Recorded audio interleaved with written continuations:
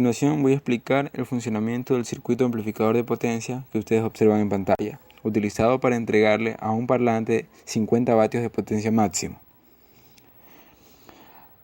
Como verán, al inicio del circuito amplificador tenemos que conectar la entrada de audio, la cual es el jack hembra, que a su vez está conectado a un dispositivo donde se puede reproducir música, que puede ser una computadora o un celular, los más utilizados comúnmente.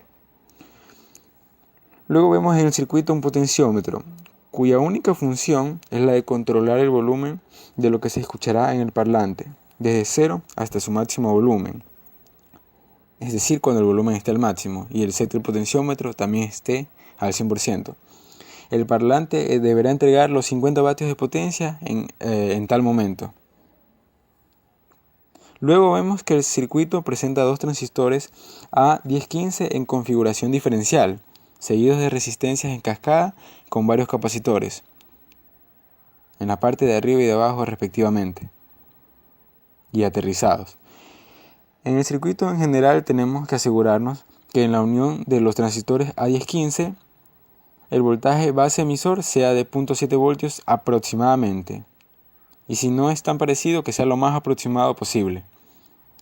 La medición de voltaje en el diodo superior y en la resistencia de 10 ohmios que ustedes ven aquí debe ser de 0.7 y menos 0.7 voltios respectivamente, para que cumpla correctamente la ley de voltajes de Kirchhoff en el lazo mostrado. También tenemos los transistores TIP41 y TIP42, con un capacitor de baja capacitancia entre su base y colector, configurados de tal modo que se tenga a la salida una configuración de un amplificador de potencia clase B, como ya ustedes pudieron haber notado por el tipo de configuración, con dos transistores más, los cuales son el 2SA1943, los cuales soportan más potencia y voltaje que los usados anteriormente. Estos transistores, además de eso, son de gran tamaño y por ende, al soportar más potencia y voltaje, se calientan más.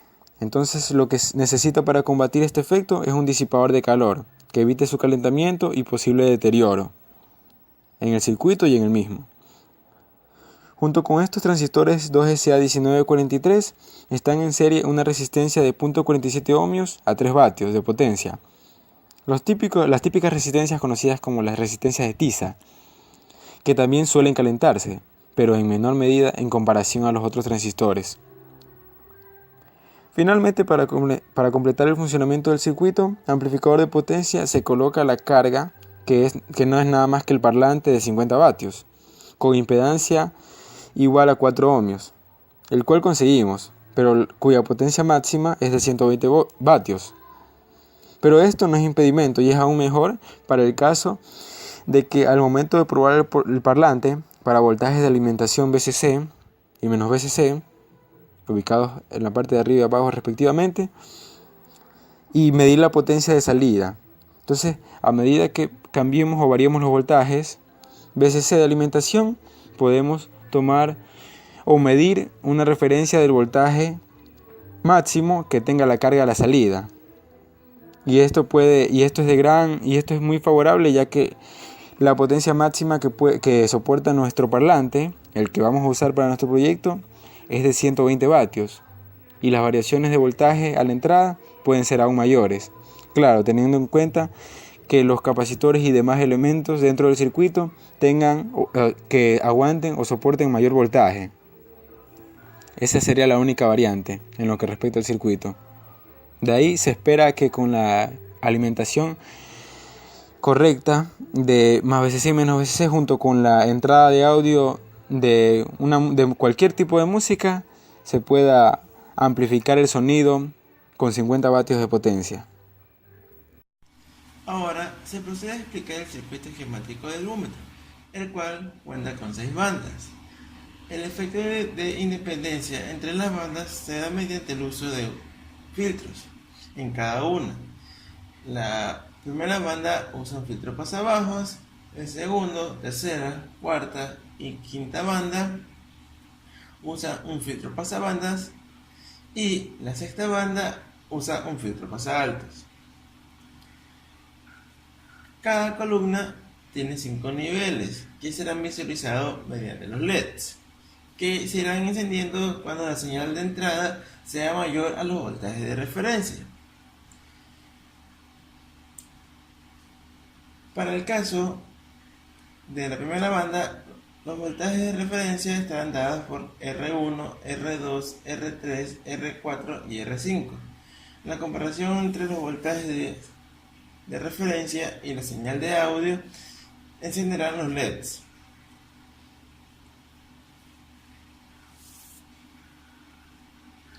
Las resistencias R8, R9, R10 y R11 son resistencias de protección para los LEDs.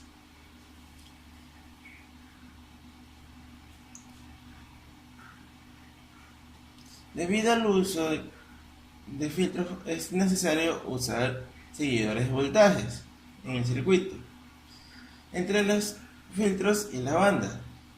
También hay un filtro de bloqueo de señales DC, y esta señal será la que se compare con el op-amp.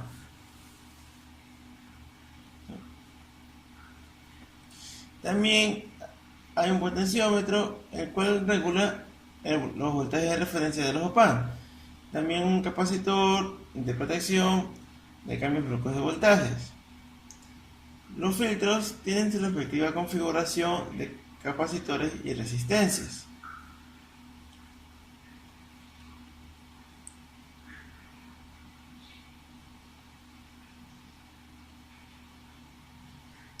Y esto será repartido para cada una de las 6 bandas, ya que tienen una configuración similar. Lo único que cambia serán sus filtros.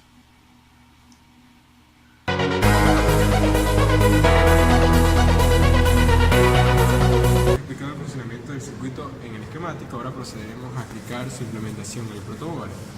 Bueno, en primer lugar tenemos que señalar la entrada del circuito. El circuito es un amplificador de potencia clase B y su entrada está justamente aquí en el jack hembra, el cual es la parte del ingreso del audio, que es el que va a ir variando en el amplificador. Luego de esto se tiene un potenciómetro que de un K, cuya única función es controlar el volumen total que se escuchará en el parlante.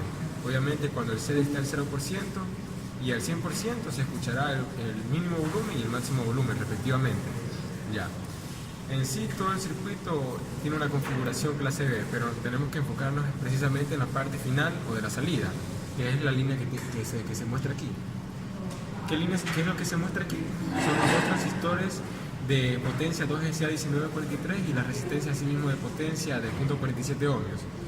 En el punto común de este camino se encuentra la salida, y la salida a su vez irá conectada a la carga, que será para nuestro caso un parlante de potencia máxima de 120 vatios, aunque para los requerimientos de nuestro proyecto solamente necesitamos 50, y cuya impedancia especial es 4 ohmios. La aplicación de los circuitos en protoboard, ahora tenemos el circuito del boomer, el cual en la entrada tenemos la señal de audio. Esta señal va a ser filtrada por los filtros y la señal será enviada para cada una de las bandas del búmetro. ¿Ya? Esta señal va a ser comparada por unos voltajes de referencia y estos voltajes van a ser fijados por el potenciómetro. ¿Ya? Una vez comparados los voltajes, a la salida vamos a tener la señal de más VCC o menos VCC en los focos, ¿ya? Haciendo que cuando esté con más VCC se prenda, y eso va a ser al ritmo de la música. Bueno. Continuamos con la descripción del proyecto funcional en protoboard. Dale.